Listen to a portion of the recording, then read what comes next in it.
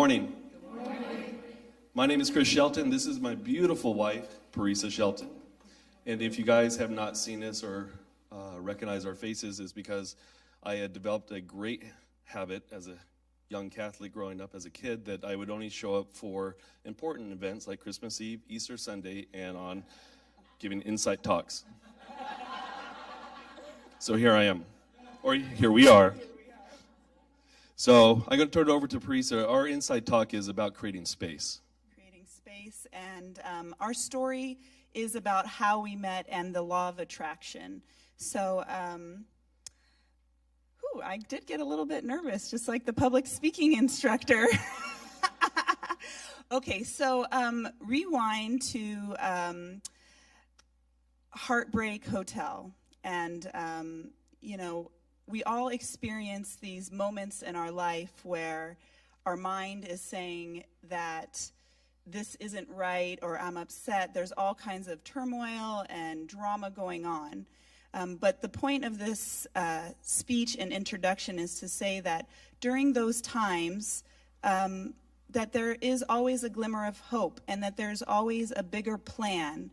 And Chris and I met. It's actually, that's the story that we're going to share today. So how we met. I was a single, young, 29-year-old, just really enjoying my life, although coming out of a heartbreak incident. And I stumbled upon this book called The Soulmate Secret, How to Attract Your Soulmate. So I went through all the practices. It's by Ariel Ford, and it's really about creating space on the inside as well as in your physical environment. So you go through, you clean out your house, you open up a drawer. So I did all of that, and then I said, okay, I did it, now what? Where is he, right? So at that time, I was training at a Pilates studio, managing operations and such in Los Gatos. And suddenly, I found myself without a job. I got fired from my mentor, the person that I really looked up to and honored. Our relationship, the cord, was just really cut very drastically. And in that process of redefining myself and finding a new space to move my practice, I stumbled upon Chris's card. So a mutual client, months before had said, hey, you should talk to Chris Shelton. I think you guys would really enjoy each other. He does Qigong. I was just starting to get into like the Qigong, studying massage. He's really cool. He has fun tattoos, and he's an amateur fighter. Oh, and by the way, he has 4 kids. Oh, I was like, oh, heck no.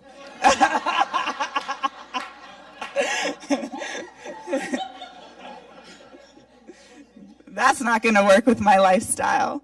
So anyway, then fast forward, getting fired. I find his card, and I'm just calling everyone I know, just because I wasn't done. I still had more work to do. I called him up. We arranged a meeting time, and this was all for work. This was not to be a romantic kind of endeavor. We arranged a meeting time. It was a Monday at 6 o'clock, and then what happened? My part of the story, backpedaling a little bit. So I was married twice before, 4 children, 3 dogs, 2 turtle doves, and a partridge in a pear tree. Anyways, I had, after the second divorce, I had another nasty relationship that ended in dysfunction, and after that breakup, I realized, man, I'm drawing in all these crazy people into my life, but I really then had to look at myself that the crazy one here is just me. So it took about 2 years to really work on myself, develop myself. I focused on raising the kids, running my business. I was fighting at the time, and that was my focal point. And at the same time, though, believe it or not, even after 2 marriages and a lot of dysfunction, I still believed in the idea of being married and family. So I was co-creating, co-manifesting my next wife-to-be. And already with the business, I was already used to co-creating because it worked so well in me building the business and such. But when Parisa called, I was not expecting I was not expecting a date when she called. I was expecting, we set up a time. I said, okay, we could either do an afternoon lunch or we could do an early dinner. She goes, because for her, she wanted to know what I did for as a clinical practitioner in Chinese medicine, as well as possibly look at a space to rent to teach her classes. So on the night that she came in, like I said, I was not expecting date, romance. I was expecting maybe subtenant, client, whatever. Anyways, she walked in. I walked out of my office, and like those Bugs Bunny cartoons, Blooga, the heart flies out of the chest. She had a resume in hand, and then it continues from here. So about 3 a.m., let's fast forward a little bit. I look over at her, and I said, oh, by the way, I still have not seen your resume. But you got the job. Anyways, I said to her, what's really funny is that I've been waiting for you. I have the whole right side of the closet open for you and 3 drawers. My response was, get right out of town because the left side of my closet is open waiting for you. So the moral of the story is if you create the space in your environment and in your life, in your heart, it will come to you.